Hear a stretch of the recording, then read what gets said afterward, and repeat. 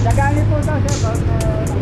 Hindi kasi pumunta kami dito, pinong-plane po po. Oo, ito pa ito mga Kasi kanina pa ng alas 2 yan. Alas 2 po, Dok. Eh hindi natin alam kung ano ba siya, baka mamaya getaway vehicle.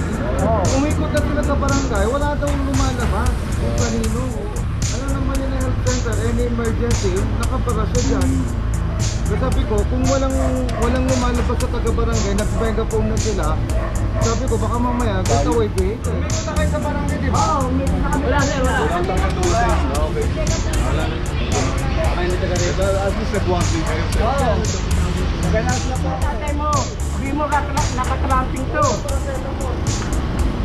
Ay po may may-ari, sir, yung tatay niya.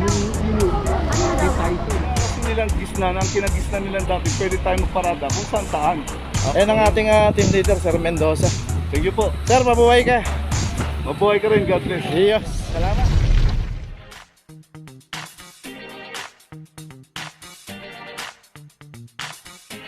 Papajo TV. Sagani po daw siya.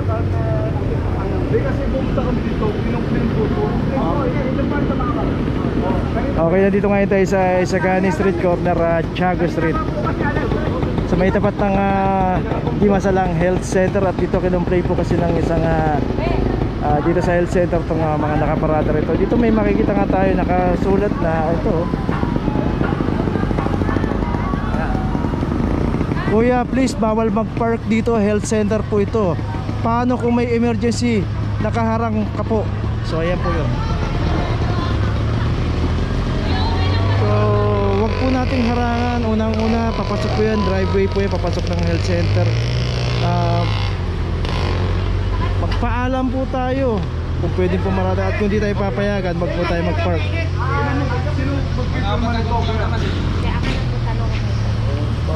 Dinakman na lang po.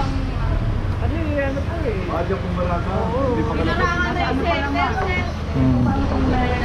So wag po tayong paparada ng ganito. Magtanong muna po tayo bago na tayo mag-iwan ng sasakyan, para hindi po tayo ma-complain dito. Ano na pa pong alas 3 ng madaling araw? Ano ba? Hindi namin alam eh. Kanino eh.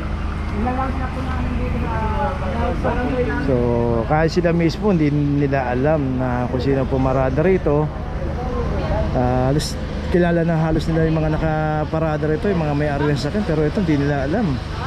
So wag po tayo magpaparada talaga ng nakaparada sa loob kasi nakaharang po.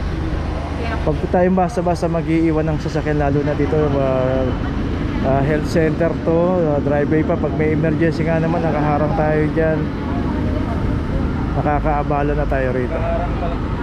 Kaharang pala talaga paparada. Ito na pinagsasabihan niyo. Sabi namin, Ito pare, interview mo ay siya. wag ako! Ayaw magpahit sa mga nanay. Sige na. Yan sasabihan na pala, ayaw pa rin umalis. Yan na. Kaya si Dok, kaya si Dok.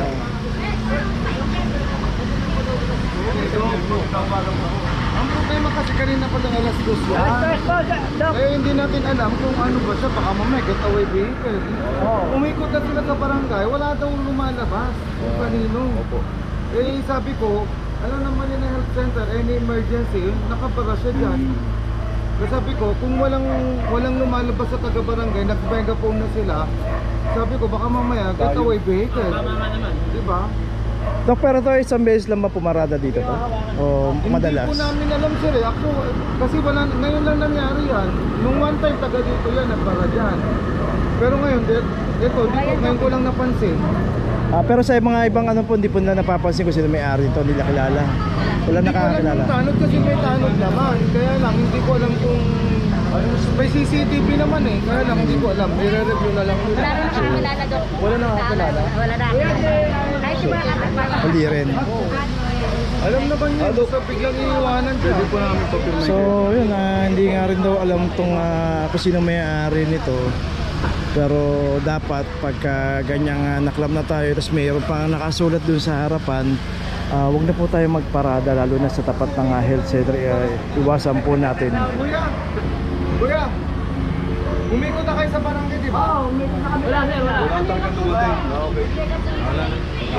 Ay, hindi taga rito. At least nag-1 kayo, sir. Oo. Naganas na po ako eh. Ano po? Kasi doon kanina kapasok sa kanya. Wala sa siya.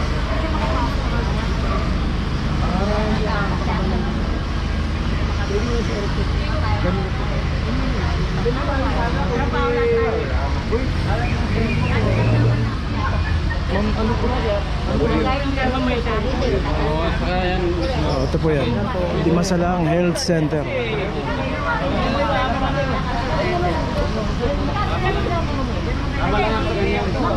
Pagka ganito po, magtanong muna tayo. Tanong tayo sa barangay.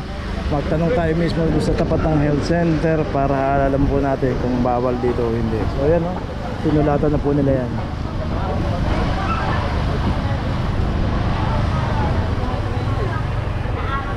Okay, so isang tawag to galing dito sa health center, no? Kaya naklam to. So yun lang po. Iwasan po natin pumarada ng ganito. Kahit sa ibang mga health center, wag po nating harangan. Lalo na po yan, driveway po yan, papasok doon sa loob ng health center. So yan mismo, sila na po mismo nag-complain yan. Ayan, pati nga yung mga residente rin dito hinarangan. Okay, so tuloy na po. Tawagin mo si Tyson. Tawagin mo tatay mo. Sabi mo nakatramping to. Ay po ba yung may-ari, sir? Yung tatay niya. Si Tyson. Sabi ko nga sa kanya, sabihin mo muna ron, sa mga tao ron. Kasi sinabihan ko na yung kapatid eh. Pag hindi nakuha ng, Dapat din sinabi mo rin, paulit mo ulit. pag hindi ito nakuha ng, kukulit ito ng sokrak. Hindi po, pagka hindi po yan natubos, iano po ng towing yan. Maglalagay po ulit ng notice diyan, subject for towing na siya. Ngayon, pag di niya pa rin pinunta sa ano yan, sa impounding, at napunta na ng towing yan, hatakin na po yan. Oo. Baga pa nag-ikot dito, kaya nagsakyan nito kung hindi nakapasok. Oo, so dapat magtanong sila pagka nag-iwan sila mamaya, no? Ako alam naman ang lahat eh. So yun nga, yung palang may-ari nito, halos ka... Kapatid niya po yung may-ari para makausap nila. Para makausap nila. Sige, sige po. So, pero yun, nakaklamp na po yan. Bali po yan, pupuntahan na rin nila sa impounding office yan para tubusin.